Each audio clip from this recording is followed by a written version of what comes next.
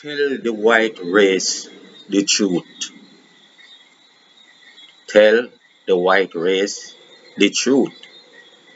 Hello, my people.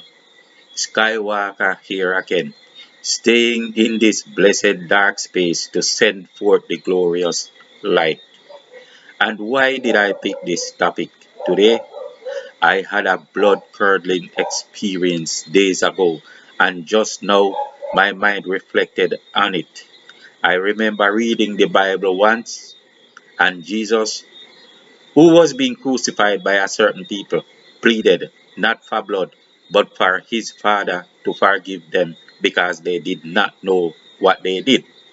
I am not saying that it is ever wise to take that position.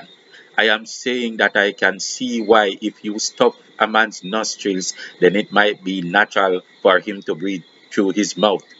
In that same breath, if a man prefers to breathe through his mouth, then he has no excuse, even if his nostrils were stuffed. I hope you get it. A man was adopted and his name was given as James. He meets a woman in a foreign country one day. Her name is Simpson. There is no way he will reckon that she is his sister, but she is. Yet he was told that everyone in his real mother's family had died. The white race was and is miseducated and malcultivated, and because it affects the progress of mankind, we must have the truth spoken. There is no way on earth that the truth could have ever been hidden for good. If you insist to be an evil people, you insist to be the ones that prevent the higher advancing of mankind.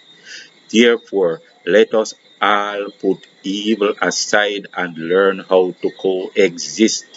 Those that cannot find love will not find peace either. We talk about race and culture today, and my example of mindset cultivation will bring to you as evidence a contrast between a white man's perspective as compared to that of a black man's. This is no prejudicial stereotype on any of these characters. To say that most Rastafari smoke weed is not a prejudicial stereotype. It is because of a cultivation which becomes a universal custom among the group. And their detractors find ways to stereotype and come up with cross cultivations to wrongfully stereotype and attack them.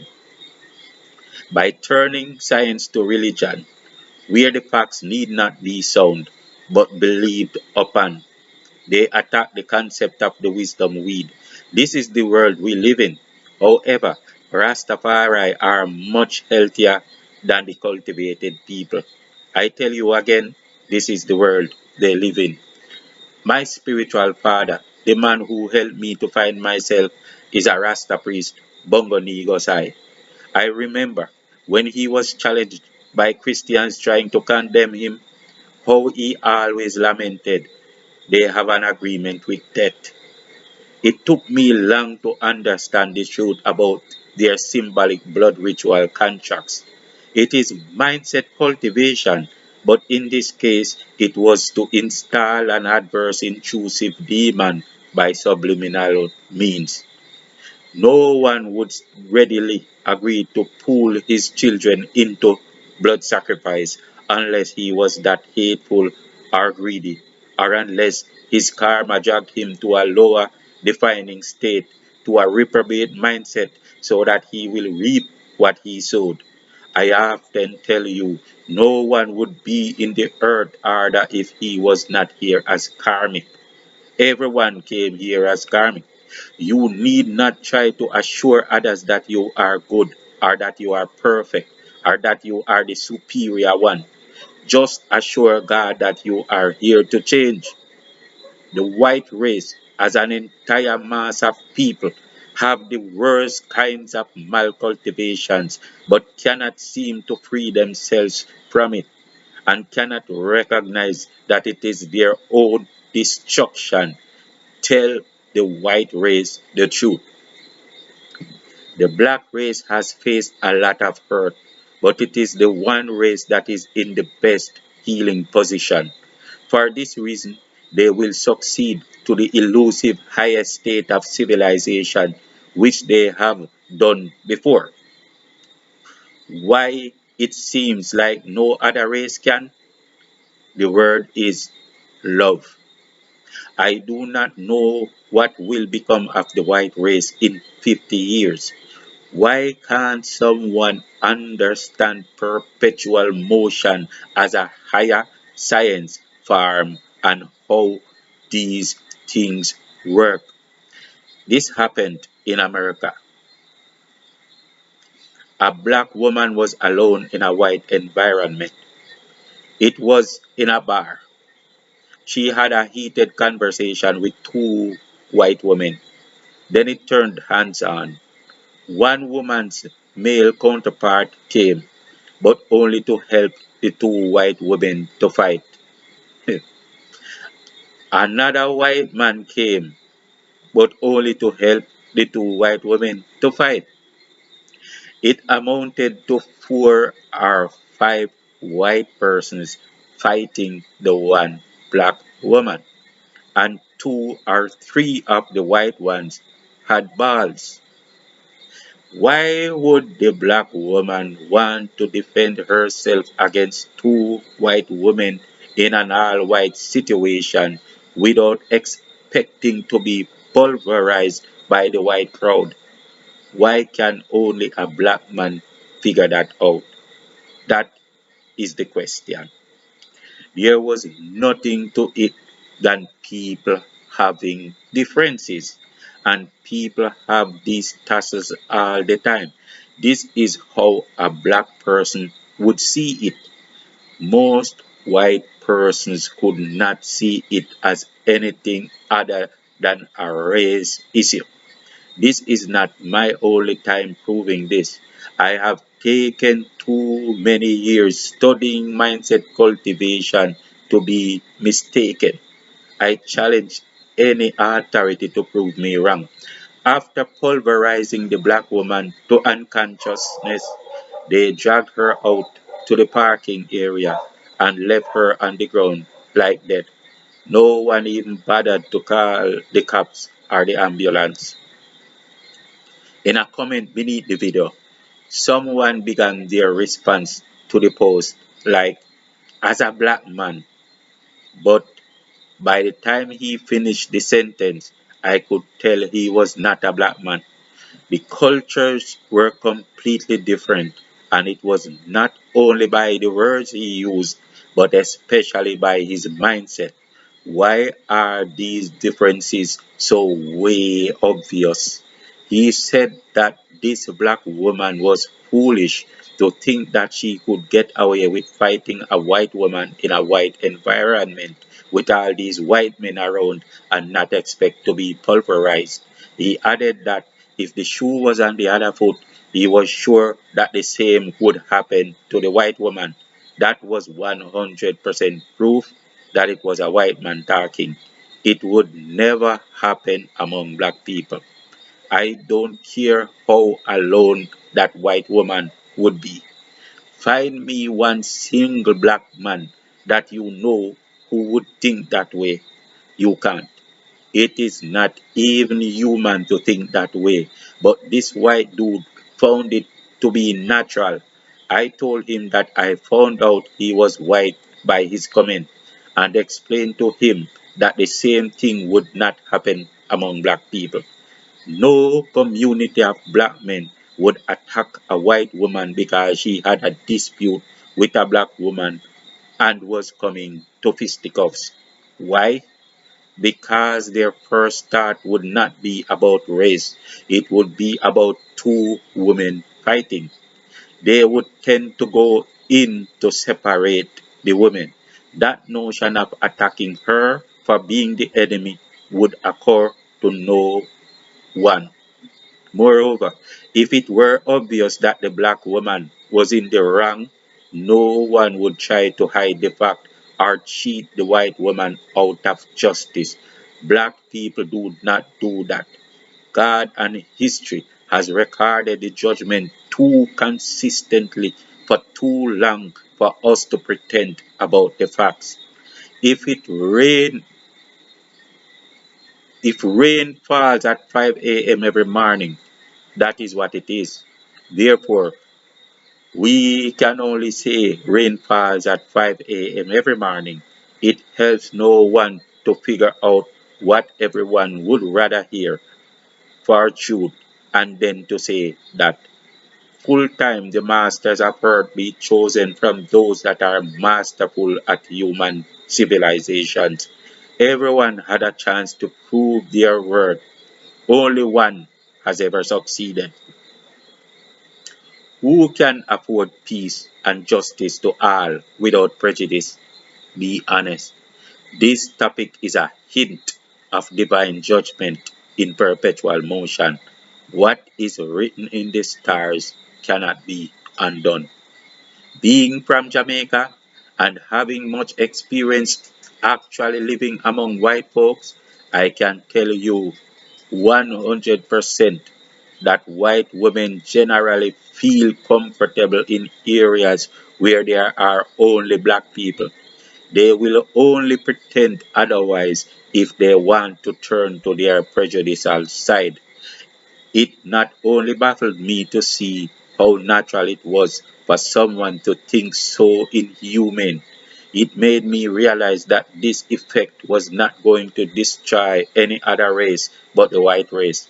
In order to be human, you cannot aspire to be inhuman. From the origin of this race game, thousands of years ago, around the Mittani regions, these cultivations of prejudice, of greed, of fear, and all manner of dark methods to succeed and become the beacons of light has been counterproductive.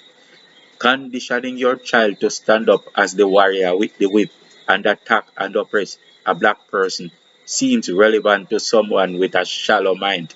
It is unsustainable. For the beast will conquer and subdue, then it will destroy itself, and no one shall have to lift a finger to subdue it. Why is these things so hard to see?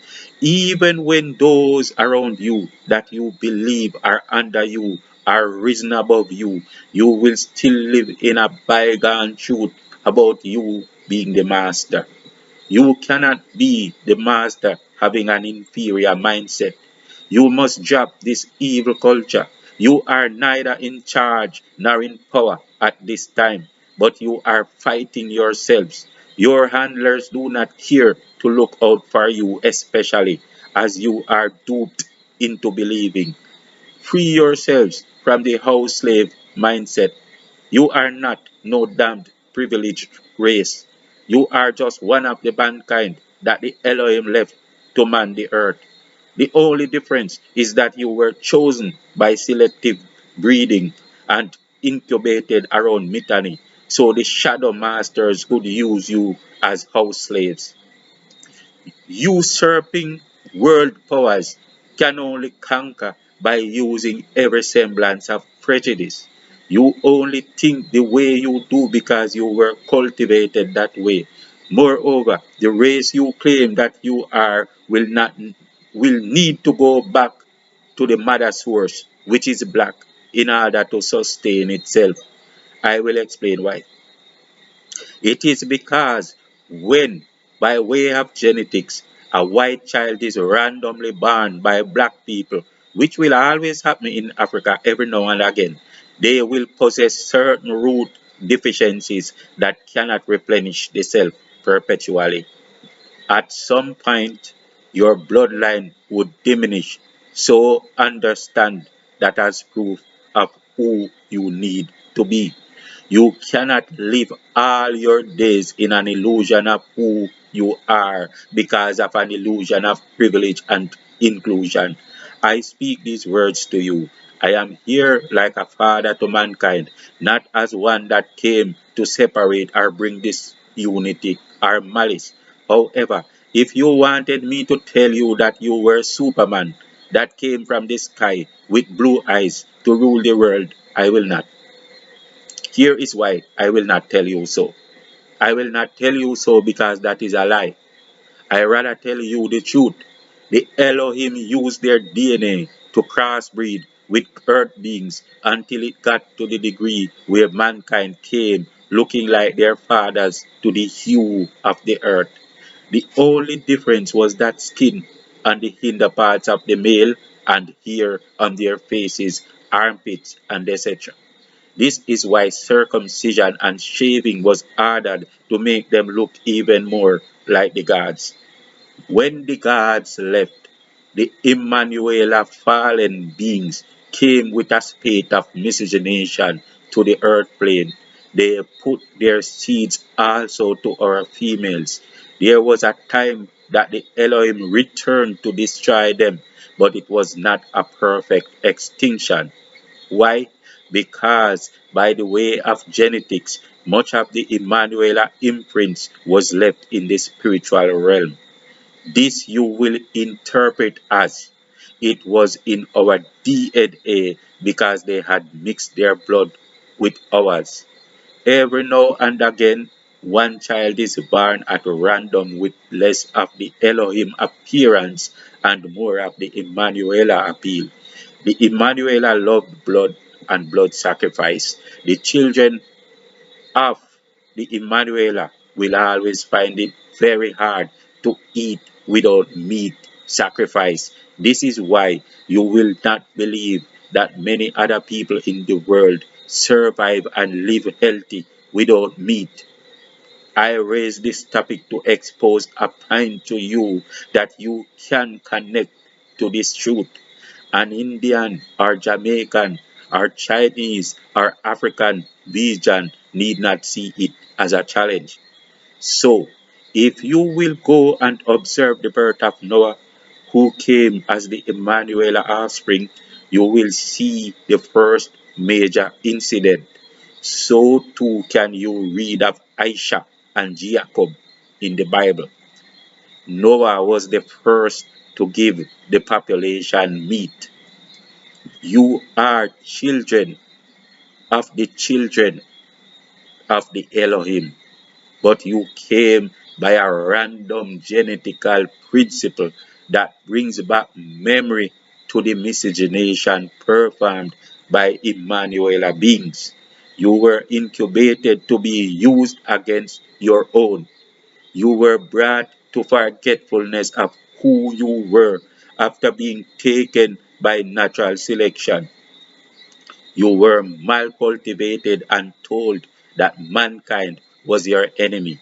You believe you are different, Superman or something. You must know the truth. You are not special and you are in way more danger than all the other people put together. I hate this topic, for it does not feel good to say the words I must. I say the words I have to. I hope it will direct you to the peace that you helped to keep from the world. Peace out.